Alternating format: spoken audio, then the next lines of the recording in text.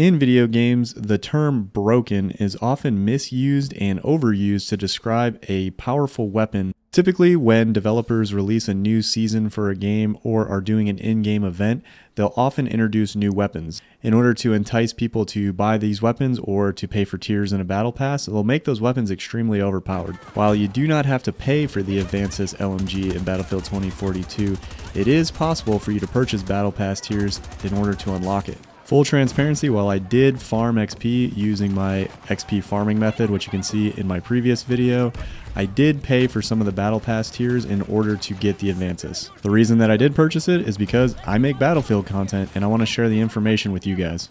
And let me tell you, it is worth it to unlock it. Just watch this clip.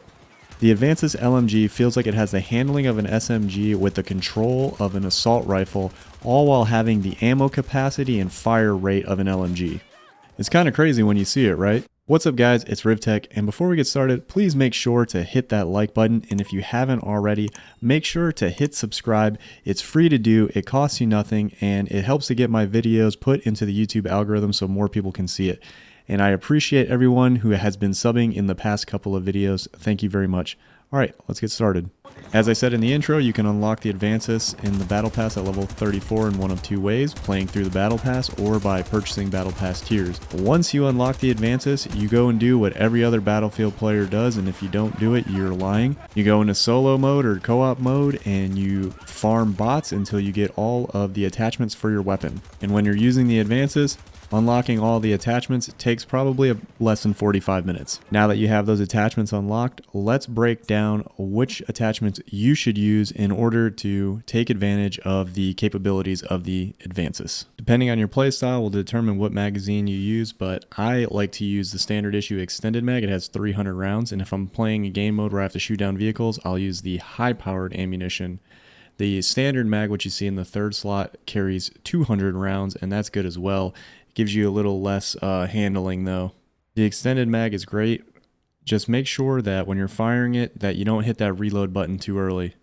Alright, next let's move on to the handle. I use the LWG grip because it does accuracy while moving. If I'm standing stationary, then I'll use the COBRA grip because that one helps with your accuracy while standing still. And then the Rattlesnake, I don't really use that one. That increases hip fire accuracy, and I don't really hip fire with it. Going into the muzzle brake, I use a champion muzzle brake, which reduces your vertical recoil. Reducing the vertical recoil is very helpful when you have a natural point of aim at your opponent's head, making sure that it doesn't trail up too high or that you don't have to pull down too hard on your mouse if you're playing on mouse and keyboard. I don't really use the other muzzle attachments. Next, we're moving on to the sights. My personal favorite is the MUZZLE Hybrid 1.5 to 3 times. I love the hybrid scope because it can go mid-range with the 3x and it can also go CQB with the 1.5. The next scope that I personally use is the 8R Holo. The 8R Holo has great clarity when ADSing, which I'll show you in a later clip. The ADS speed is a little bit slower than a regular red dot, but I like it. And then the Raven 4x, if I'm playing a mode like Conquest or something and I need to use it for scouting, I'll use that. I don't ever really use a 4x scope when using an LMG. Here's a clip of me using the 8R Holo. As you can see, it has a very wide field of view.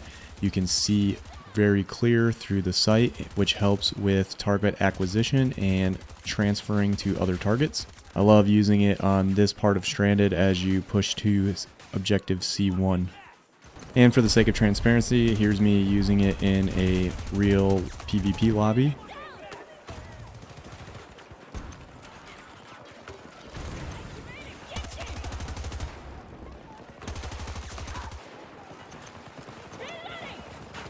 Here's a clip of me using the MUZZLE Hybrid 1.5 by 3x scope.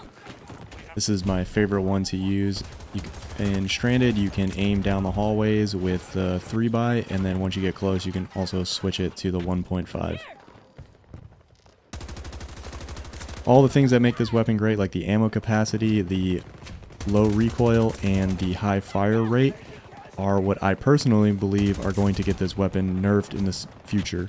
I understand that I was fortunate enough to be able to purchase the weapon in the Battle Pass, and I feel like once more people progress through the Battle Pass, that this weapon will become the meta, or one of the metas, because in Battlefield there's never just one meta. Whether you choose to grind the battle pass or you pay for the tiers, the Avancys is a must-have weapon in any Battlefield player's arsenal. Alright guys, I hope you found this video informative. Let me know down in the comments what your thoughts are on the Avancys and Battle Pass Season 2. If you haven't already, please make sure to like the video, and again, subscribing is totally free.